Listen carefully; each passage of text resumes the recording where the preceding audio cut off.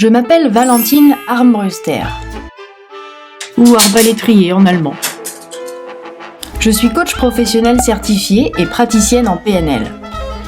La PNL, c'est de la programmation neuro-linguistique. C'est un ensemble de techniques nous aidant à développer des comportements de réussite en mobilisant nos ressources et en utilisant nos sens. J'ai également une expertise en technique théâtrale qui me permet d'utiliser le théâtre comme outil pédagogique. Je suis aussi l'auteur du livre « Dépasser les difficultés scolaires ». Ni cancre, ni dyslexique, peut-être kinesthésique. Et je travaille auprès d'élèves de l'école élémentaire jusqu'au lycée et qui ont des difficultés pour apprendre au sein du système scolaire traditionnel. Je leur apprends à utiliser leurs points forts et leurs capacités pour développer une autonomie dans leur apprentissage et regagner confiance en eux. Si j'ai choisi de faire ça, ce n'est pas par hasard. Je vais vous raconter une histoire. Au début, l'école, j'aimais bien ça. Au début, l'école, j'aimais bien ça. Je pouvais colorier, dessiner. Mais ça n'a pas duré très longtemps. J'ai grandi. Et mon désintérêt pour les cours également. Si je m'ennuyais beaucoup en classe et que je n'arrivais pas à maintenir mon attention sur les professeurs, c'est parce que l'apprentissage théorique était devenu omniprésent. Lorsque j'allais à l'école, mes cours ressemblaient un peu à ça. Nous allons donc voir ensemble ce qu'est la propriété de l'inégalité triangulaire, soit un segment AB et un point C quelconque. La longueur AB est inférieure ou égale à la somme des longueurs AC et CB. Si ce n'est pas sur le segment AB, alors ACB forme un triangle et on peut écrire une inégalité stricte AB inférieure à C plus CB. Autrement dit, chaque côté d'un triangle est inférieur à la somme des deux autres côtés. Vous avez compris? Interro.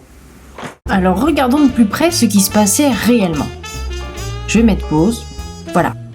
En cours, j'avais des informations écrites qui sollicitaient mon sens visuel.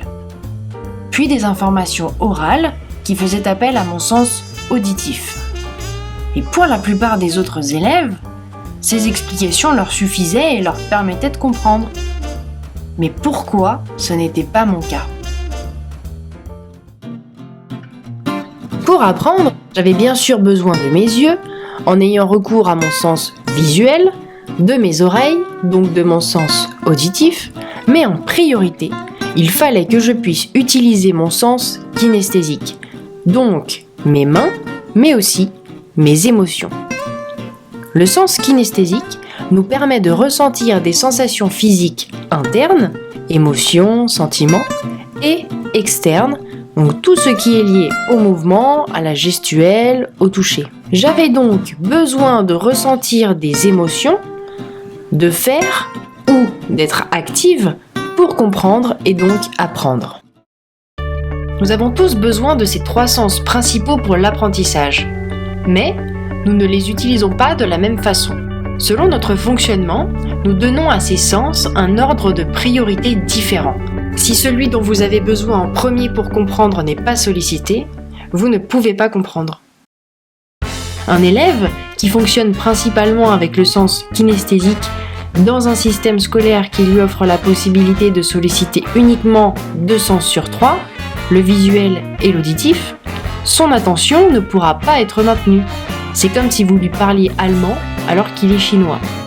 Son apprentissage et sa compréhension seront extrêmement laborieux, ce qui va créer un décalage avec les autres élèves, un stress quasi permanent, de la souffrance et du découragement. À chaque retour d'école, il se passait systématiquement la même chose. Lorsque venait le temps des devoirs, je reprenais tous mes cours de la journée. Matière par matière, je les relisais. J'essayais de refaire des liens entre les différentes parties des chapitres qu'on avait vus dans la journée. Mais ce n'était pas assez concret pour moi. Je tentais de me remémorer ce qu'avait dit le prof, mais faire appel uniquement à mon sens auditif me limitait. J'avais souvent le sentiment de découvrir toutes ces leçons pour la première fois. Les différents outils d'apprentissage qu'on m'avait donnés dans la journée ne m'étaient pas du tout appropriés. et en utilisant une méthode de travail classique, je ne parvenais pas à intégrer tous ces cours. Lorsque d'autres élèves mettaient 30 minutes pour apprendre une leçon, moi, cela me demandait beaucoup plus d'efforts, de temps, et j'avais 4 fois plus de travail pour le même résultat. Sans pour autant avoir conscience de mon mode de fonctionnement kinesthésique, j'ai essayé de m'approprier tous ces cours, toutes ces leçons à ma façon, et ainsi les traduire dans mon propre langage. Avec le recul des années et ma formation professionnelle, j'ai fini par créer une méthode à partir de ce que j'ai expérimenté dans ma scolarité. Elle est inspirée de tous les éléments qui m'ont fait réussir. Et en la mettant en pratique, j'ai pu obtenir un bac+5 sans jamais redoubler. Aujourd'hui, je souhaite vous la partager.